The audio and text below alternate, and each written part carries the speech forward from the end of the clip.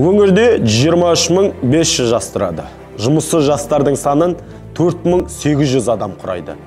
Жастарды қолдау үшін біз Жасыл ел еңбек жасақтарын ұйымдастыру жолымен жазғы кезеңге 2000-нан астам адамды жыл сайын жұмысқа орналастыруды. Түлектерге арналған жастар практикасы жобасына кемінде 1000 жасты қатыстыруды.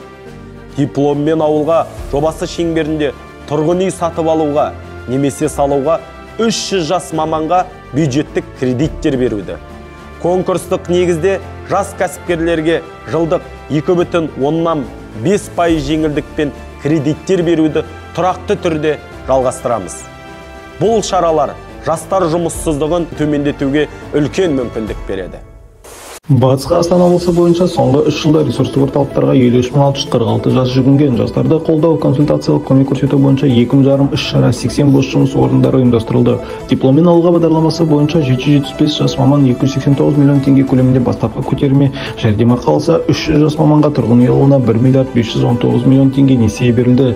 Жасыл ел жобасы аясында 1175 жас жұмыспен қамтылды. Қазіргі кезде жұмыссыздықтың деңгейі 3,6%-ға дейін төмендеп